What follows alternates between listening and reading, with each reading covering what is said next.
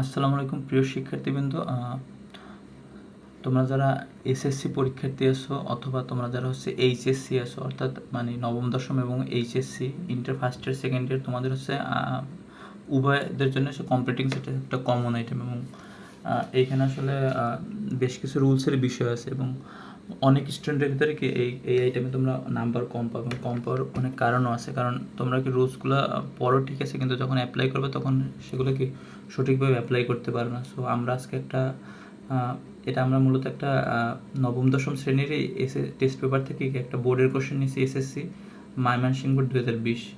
So দেখো এখানে আসলে আমরা কিছু রুলস আলোচনা করবো। 5টা সেন্টেন্স আছে এবং 5টা সেন্টেন্সে কি 5টা রুলস আছে। সো আমরা কিভাবে সলভ করি তোমরা দেখো। সুতরাং এই রুলস থেকে যদি পরীক্ষা আসে তো তোমরা অ্যান্সার করতে পারবে। সো দেখো আমাদের প্রথম যে সেন্টেন্সটা আছে এখানে বলা হচ্ছে, আমাদের কোশ্চেন নাম্বার বলা হচ্ছে যে ইট ম্যাটার্স, দেখো যে it matters little to me whether. তাহলে it matters little to me whether, এটার মানে হচ্ছে লিটেল শব্দ আসলে একটা নেগেটিভ শব্দ বলতে দেয়। এটা হচ্ছে আমার কাছে কোনো ম্যাটার করে না। ওয়েদার মানে হচ্ছে অনেকটা ইফের মতো, যে এটা আমার কাছে কোনো কিছু ম্যাটার করে না। ধরো তুমি যদি আমাকে হেল্প করো বা নাই করো, এটা আমার কাছে, আমরা বলি না যে তুমি সাহায্য করো বা না করো, এটা আমার কিছু যায় আসে না, এই টাইপের একটা। তাহলে আমরা এখানে লিখতে পারি কি, it matters little whether you help me or not. Okay, it matters little whether you help me or not. তারপরে দেখো এরপরে আমাদের বি নাম্বারে কি আছে, যে হি প্রিটেন্ডেড অ্যাজ ইফ। এখন এতে প্রিটেন্ডেড অ্যাজ ইফ এটা একদম রুলস থেকে দিছে, যে অ্যাজ ইফের একটা রুলস আছে। সো অ্যাজ ইফের প্রথম অংশ, এটা হচ্ছে প্রথম অংশ যদি হচ্ছে প্রেজেন্ট টেন্সে থাকে তাহলে পরবর্তী অংশ হচ্ছে পাস্ট ইনডিফিনিট টেন্সে হয়। আর যদি প্রথম অংশ যদি কি পাস্ট ইনডিফিনিট টেন্সে থাকে তাহলে কি এটা হচ্ছে পাস্ট পারফেক্ট টেন্সে হয়। আমরা যদি একটু এটা দেখি, ধরো সাপোজ আমি একটা সেন্টেন্স লিখি, যেমন ধরো হি টক্স অ্যাজ ইফ। দেখো আর হচ্ছে হি টকড অ্যাজ ইফ।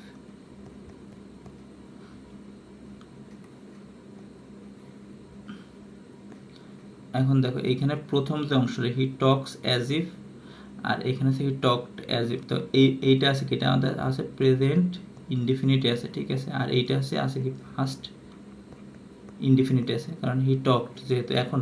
তাহলে আমাদের পরবর্তী অংশটা কি হবে, এখন এটা রুলস হচ্ছে প্রথম অংশ যদি আমাদের হচ্ছে প্রেজেন্ট ইনডিফিনিটে থাকে তাহলে পরবর্তী অংশ হচ্ছে আমাদের, যেটা আমরা বললাম যে এই পাঁচটা হচ্ছে হবে আমাদের পাস্ট ইনডিফিনিট, পাস্ট ইনডিফিনিট। আর যদি প্রথম অংশ পাস্ট ইনডিফিনিট থাকে তাহলে পরবর্তী অংশটা কী হবে, পাস্ট পারফেক্ট হবে। তাহলে আমরা ওই অনুযায়ী বসে, তাহলে হি টক্স অ্যাজ ইফ, সে এমনভাবে কথা বলতে জানো। হি তাহলে পাস্ট ইনডিফিনিট, মানে সে সব কিছু জানে, তাহলে হি নিউ সাপোজ এভরিথিং। ওকে, আচ্ছা তারপরে এখানে তো হচ্ছে হি টকড অ্যাজ ইফ, মানে এটা আছে কোনটা আছে পাস্ট ইনডিফিনিট, তার মানে পরবর্তী অংশ কী হবে পাস্ট পারফেক্ট। তাহলে হি হ্যাড নোন, তারপর বাকি অংশ এভরিথিং। তাহলে আমাদের দেখো এখানে মানে সোজা কথা হচ্ছে প্রথম অংশ যদি প্রেজেন্ট টেন্স থাকে তাহলে পরবর্তী অংশ পাস্ট ইনডিফিনিট, আর প্রথম অংশ যদি পাস্ট ইনডিফিনিট থাকে তাহলে পরবর্তী অংশ কি পাস্ট পারফেক্ট। তাহলে আমাদের এই যে সেন্টেন্সটা এখানে বলছে কি হি প্রিটেন্ডেড, সে এমন ভান করছে, তাহলে এটা কোন টেন্সে আছে, প্রিটেন্ডেড মানে পাস্ট ইনডিফিনিট টেন্স। তার মানে কি আমাদের এই রুলস অনুযায়ী কি পাস্ট পারফেক্ট টেন্স হবে। ওকে, মানে হ্যাড নন এর। তাহলে আমরা হচ্ছে দেখি এখানে, তাহলে হি প্রিটেন্ডেড অ্যাজ ইফ, তাহলে হি মানে সে এমন ভান করছে যেন হি হ্যাড নোন এভরিথিং, সে সব কিছু জানে। অথবা আমরা হি হ্যাডেন্ট নোন এনিথিং, সে কোনো কিছুই জানে না, দুইটাই কারেক্ট, ঠিক আছে। অথবা আমরা যদি ওয়ার ব্যবহার করি, মানে হ্যাড বিন ব্যবহার করি, সেটাও করা যাবে। যেমন he pretended as if he had been an MBBS doctor, এটা আমরা অনেক কিছু, ঠিক আছে। তারপরে যে সেন্টেন্সটা সি নাম্বারে দেখো, সি নাম্বারে বলা হয়েছে কি বলা হয়েছে, যে if I had the wings of a bird, দেখো যে if I had the wings of a bird, এটাও কি একটা আমাদের রুলস থেকে দেওয়া হয়েছে। রুলসটা হচ্ছে আমাদের কন্ডিশনাল সেন্টেন্সের রুলস থেকে। সো কন্ডিশনাল সেন্টেন্স হচ্ছে ইফ থেকে শুরু হয় এবং তারপরে কি এখানে তিনটে কন্ডিশন আছে, ফার্স্ট, সেকেন্ড, থার্ড। আর সেকেন্ড কন্ডিশন আছে পাস্ট ইনডিফিনিট টেন্স হয়। অর্থাৎ আমরা যদি দেখাই যে আচ্ছা আমরা দেখো এখানে মানে সেকেন্ড কন্ডিশন হচ্ছে এরকম যে ইফের পরে পাস্ট ইনডিফিনিট টেন্স, যেমন ইফ আই ধরো if I studied, if I studied ধরো properly, if I studied properly, দেখো এখানে তাহলে এই যে অংশটাতে if I studied properly, I studied প্রপারলিটা হচ্ছে পাস্ট ইনডিফিনিট টেন্স। সো এইখানে যদি আমাদের পাস্ট ইনডিফিনিট হয় তাহলে পরবর্তী অংশটা হচ্ছে আমাদের হবে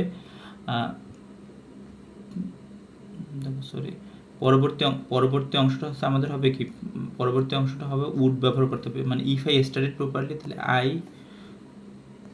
উড ধরো পাস ইন দ্য এক্সাম, আমি হচ্ছে পরীক্ষায় পাস করতাম, I would pass in the exam.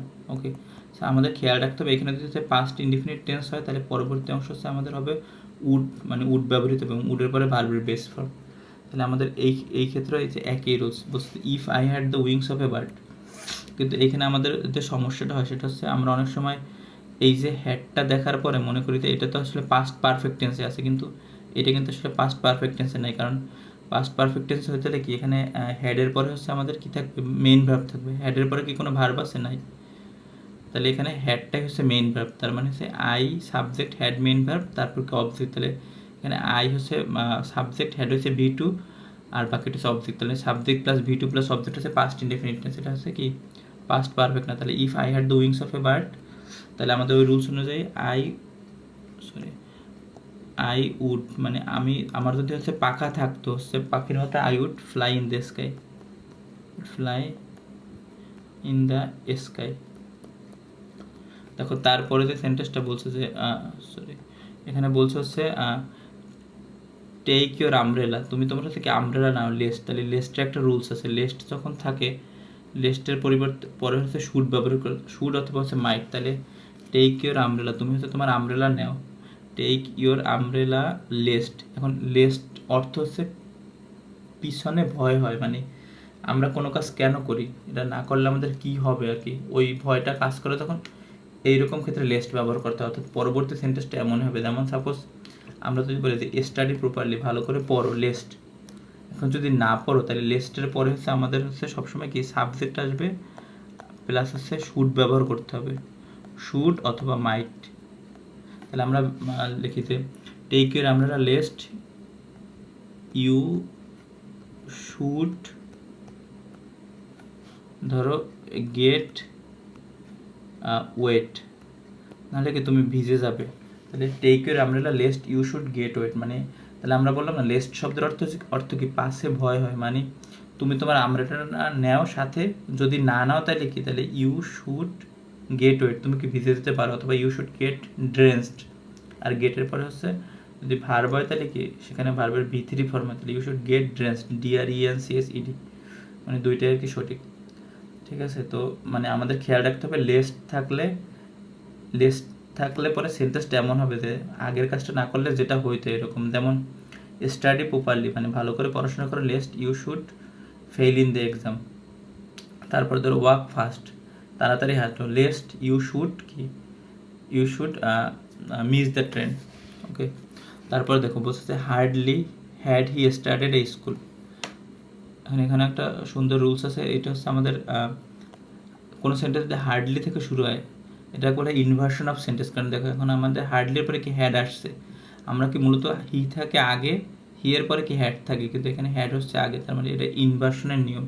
তাহলে hardly had he started for school, যখনই কি সেই স্কুলের জন্য কি যাত্রা শুরু করছে, মানে এখানে হার্ডলি একটা নেগেটিভ শব্দ, এর অর্থ এমন যে হচ্ছে স্কুলের জন্য যাত্রা শুরু করতে না করতেই এখানে হার্ডলি যখন থাকবে তখন আমরা কি হোয়েন ব্যবহার করবো। তাহলে আমাদের অ্যান্সার হবে দেখো hardly had he started for school when, যখন। আর এটার নিয়ম হচ্ছে হার্ডলি যুক্ত যে সেন্টেন্সটা এটা থাকবে তোমার হচ্ছে পাস্ট পারফেক্ট টেন্সে থাকবে, আর পরবর্তী এই অংশটা থাকবে হচ্ছে পাস্ট ইনডিফিনিট, তাহলে হোয়েন দ্য রেইন, তাহলে পাস্ট ইনডিফিনিট মানে কি, দ্য রেইন সাবজেক্ট তারপরে V2, when the rain started, তাহলে হচ্ছে সে হচ্ছে কি মানে যাত্রা শুরু করতে না করতে স্কুলের পথে hardly had started to for school, the rain started, মানে তখনই কি বৃষ্টি শুরু হয়েছে। যেমন এরকম এক্সাম্পল আরও হতে পারে, যেমন হচ্ছে মানে hardly had he seen the police when he left the place, মানে hardly had he reach the station when the train started.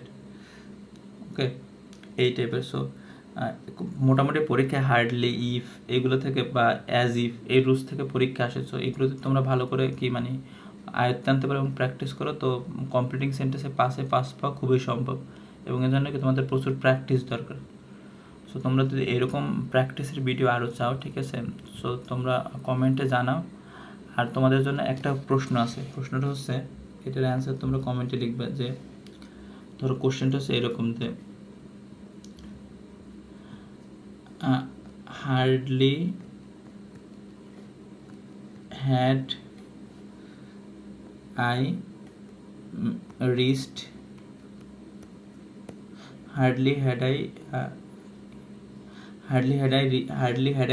The school,